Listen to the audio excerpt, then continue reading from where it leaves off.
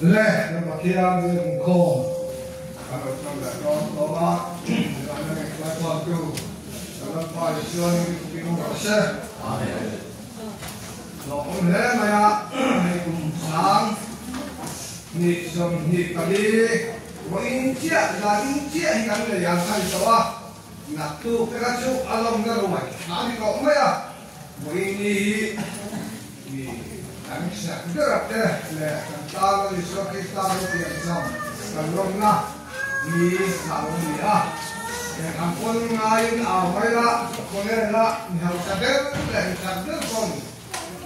ni boleh lah, luang jalan ni lalu di kan dia kok sadar kon boleh kan dia. Giải là có hiện thấy đồng đó mà nó làm tu này là cho tập tiền sẽ thì càng kia của cái gì đó. Thế còn hàng tuổi cái càng kia ta càng tuổi em sẽ thành em phải tu là mỹ khoa kinh sa cho nên tu là kinh áp vô kinh tu người ta tu cho một cái dài càng tuổi. Để làm tu thế có để làm vấn đề lại lại biết để bài tu tu cho anh để làm để khá ngày sạc lâu thế này chính là con em có lối xe mà sẽ là ăn tối cái lòng căng lắm nữa này giải này ra kia thì mày buộc tụi anh căng mình để ra cầm mua cả yêu muốn cái trang khan step hạt ta đi ra pa thì mày ra kia thì mày buộc tụi anh đi bên cho một cái cảnh sát luôn đi chúng nó không làm gì mất tiền ra pa rồi không em anh trả lại cho mình cả chỗ đâu em phán những cái còn mua để còn mua để cái chúng tôi mới để cho thôi thì nha hati kali ha chung le no tu wai khan ya kha in kan wai nia kan ta iso krista pi han chang kan lom na hian enge ka bi thai le ti nga ka jon mo le am ko ya ni ke kon te le ka le mi mo ko an min mo na le ma ni mo na jon ni kui sim kam ta ka ko la mo an sa kui ya wai nia ye kan ta na ni ti a ka kia tu anh lỗ mấy rồi thì cô cháu cái thằng này u thì cá thằng em này u là cái xây dựng chứ lệ có thì sẽ là cái các tu hương tê cái man là tu tê rồi nó hương này tu in sẽ có thấy theo khác sống không này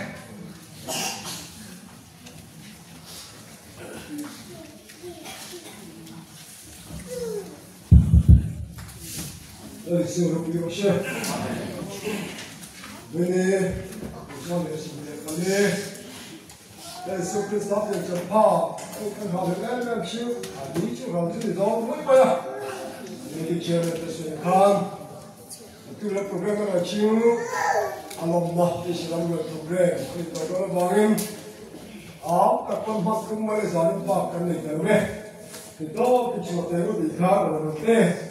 show बुशा चोरे हिंदू वाला मोहम्मद और उनका भाई को बहुत ये दिखा रोटी लोग का तो वो các mấy chuyện thì cho nó thì cũng là bảo các hồn thì cái nào mấy thế à thì rồi mà chiếu nó thì chiếu thì sao chiếu thì rồi nó được từ cái gì chiếu các thì nung mà nó bảo các hồn tập đấy phải phải ai nhỉ các thằng này phải là thằng này các tổ tổ khác là cơ cho mà làm mình không khác là sống đến chân về ta các na hay là na là sống bằng cả là thì na hay đó cái này thì chưa cái tiền thì cái người cái tu tế để gom hấp lại cái committee thì nó là sự đồng ý ra thì để chân về cho nên thì sẽ làm người kia tu cái nó tế cái một số nó nên là cái chỗ họ nó để tu pastor cũng rèn thì á để tu pastoring nên là ya phun để nó bắt cái đó na cho nên quá cái nó tế không tu đến cái số chưa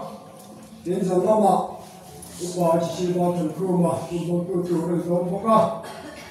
Christmas nó có program chưa là tu về là tu giáo chỉ có đó thì mà chưa mình nói về hết áp tất cả là qua một số cái học thuyết chủ yếu 我都在那个修理的。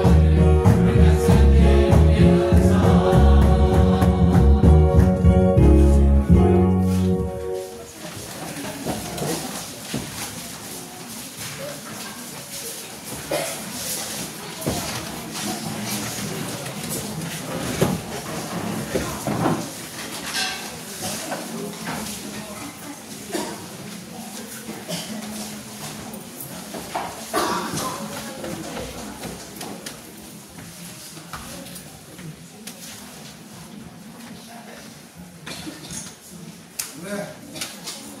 ai yan ne kan na an le ma kan na ko lo ko tu le pa si nu na an da ai in sai na lo ko te na so ma te ne tu rin kan di ti mo ma ya din na tu ka ma da tu ra te ma te ni na te ha sa bo le ka mo tu rin ya ne ko ti ma so pang ka ke na ka ge na to lo ko ti ka lo ta lo sila ti wa ji de na pa de mo ya ta kin tu ka yo chu rin ya na na sila ka ge la ka no ai ya mai tu nin Hallelujah.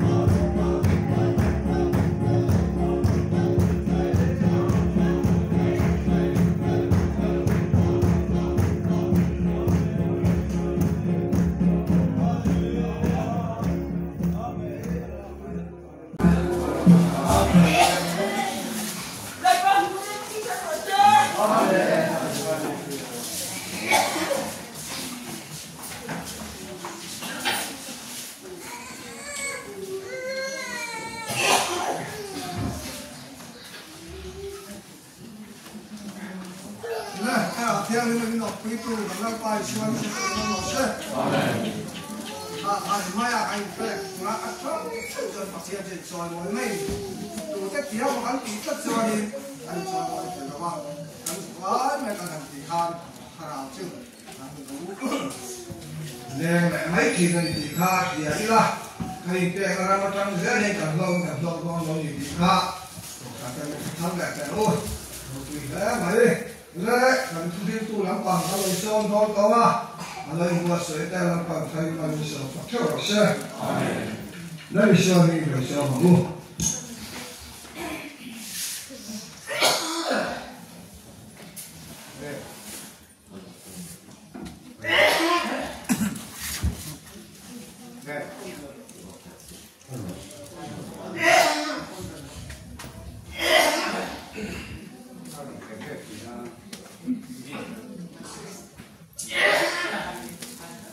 dan mo de salam kupitu kalau tai saya sini kita mau se de kita lain tu tu mo ni dia mana rumah kita de kan kau bukan tak alom de kerja di pun kerja mantu de ini jalan lam te pun mantu de anggap kerja dan tu kalau pangkat rawat tu kami lebih sibuk berulah các vấn đề của mấy cái làm sao mà chúng ta giải làm được thế cái đào sang à cái đào thôi thì cái những ngày của nó làm chứ là mấy ông cái kia hay giá đi cả hun để gặp số của hiện nay thì cái đó thì mà là số các hộp thủ lên được này thì trước khi đấy sở hữu anh ấy làm từ làm cái phục số cái đó là cái khác chứ mà tu cái hun đầu tiên của mình tôi đang chỉ để đúng không nào có thể thực hiện một cái là rồi sai cũng sai mà phải thực hiện chú vài người bạn này chọn chính kiến là để chú ngay từ lúc kia cũng phải là các bạn chứ mà anh những ngày mình đây là sáng thì hết là kia là em này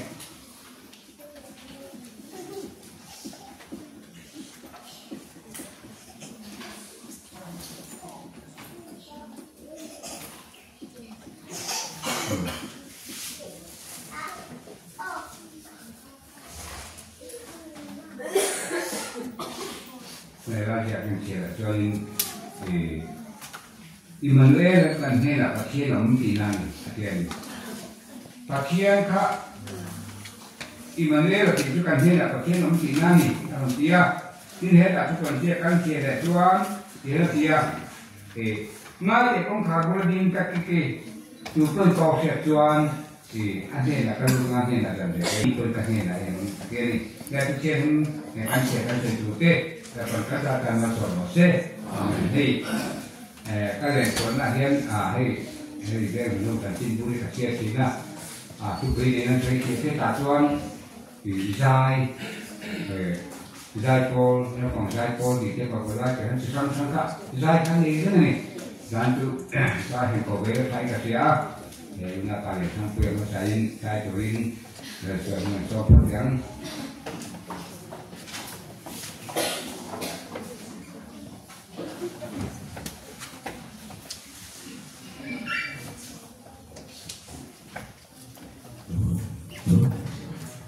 Nah, ini kita bisa dulu nih.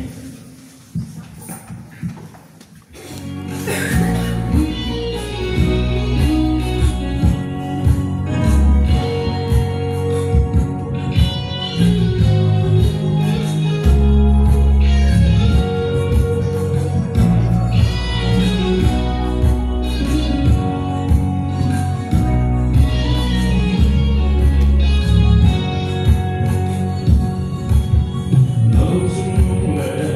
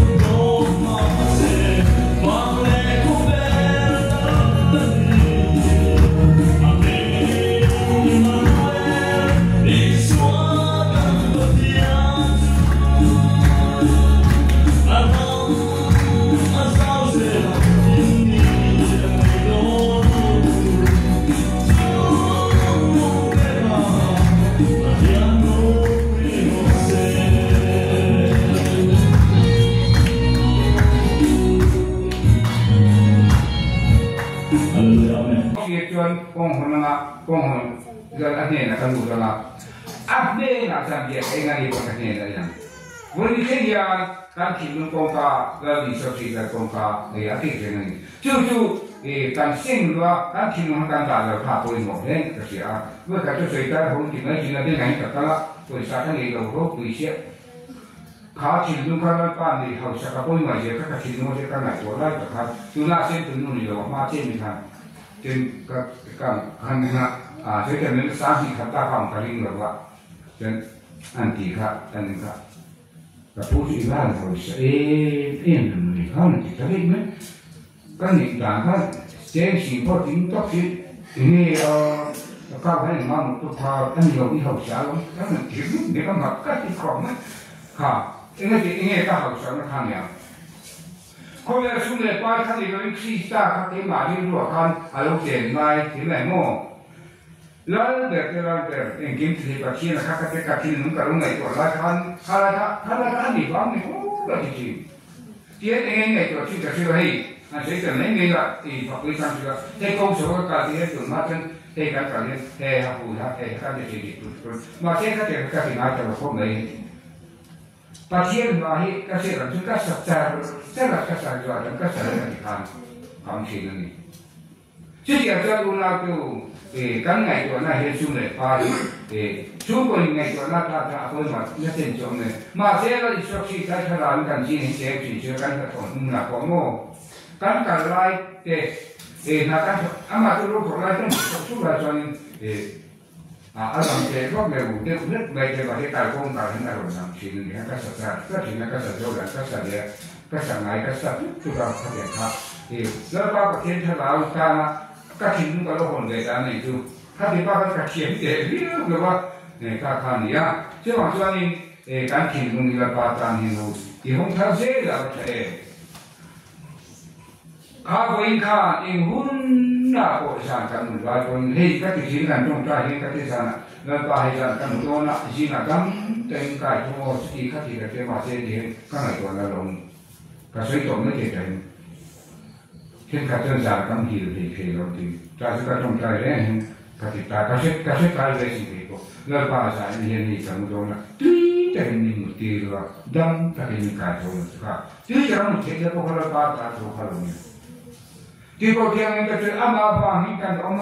าฟังกันมุอามาฟังกันเจกันดิ้งกันสุดที่กันการที่กันไอ้ที่ก็ส่งแต่มีอาการหูทิ้งส่งแต่เรื่องการเช็คที่ก็ส่งไว้แต่ก็การจงเทียนกันที่เทียนของเรื่องไปปะเทียนจะคาร์โบไฮเดรตเชื่อว่าจะอาจจะเชื่อมตัวกับตัดใจนึกสิ่งนั้นแล้วก็ปะเทียนกันผมไม่เห็นตัวเรา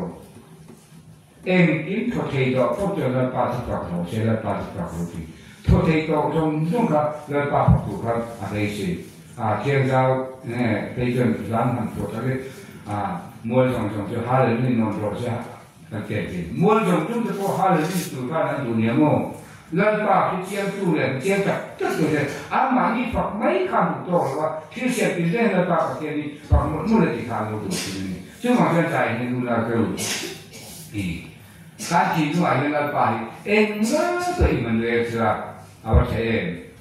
แล้วก็ประเทศที่มันเลยเจ้ตัวนี้ถูกการที่ดูเนี่ยใครที่ห้องเจ้าเราที่ข้าราชการต้องเชียงมันเชียงมันเสียเจ้แล้วตอนนั้นจะการมาสอนเราเสียเป็นมาลูกดูนะช่วงนี้ตัวหาเรื่องปาตรงนู้นกันฝากเลยจะเขียนนู้นเขียนที่นี่เราจะช่วยกันที่จะอะไรแต่เรากันทั้งเรื่องถ้าบุคคลก็จะทุกคนสนทุ่มประกันนี้ก็เสียถึงนั้นเราคุยตัวเองถึงมันก็ติดไล่ตามเลยต้องกระเสียกันแต่เนี่ยได้หุ่นจุกแก่ประกันนี้ข้อมาอย่างจะว่าอินแต่เล็กข้อมาการกีฬาข้อมาตัวเป็นพัฒน์กินกันแต่แต่ละอันนี้บอกอยู่ไม่ได้บอกกันแต่นั้นบอกกีฬาสิค่ะกีฬากีฬาที่เล็กข้อมาที่ตัวเล็กข้อมันที่กันอยู่ลูกค้าตัวกีฬาส่วนที่กันเนี่ยเราไม่ว่าหาเรื่องนี้ทำกันเพราะว่าทำเราจะกินเนี่ยที่เราเสียเราเราสิค่ะกันอยู่ทำกีฬาของเนี่ย希望呢，咱们个讨论呢，我好来， Bisa kuah, semua pak kuah, ya. Nah, yang kayak saya. Wah, ini mereka kalau khóc mày, những cái lăng kia thấy rất là ya. Nah, kia nhiều cái ngoài đấy sẽ là coi em sẽ xã khắc cái sẽ khắc lại á. Cái này là giải là coi em cái gì vậy em. Đúng. Nè. Có phá lăng nó sẽ khắc ra kia đi. Đó là rồi. Sẽ đi khắc một chút. Đó.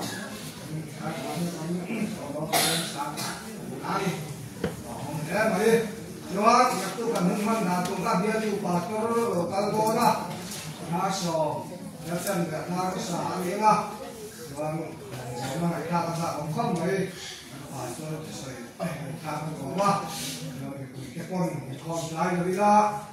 con cái kỳ tài có hết là tài có cái con nó đá cũng là có tí đó.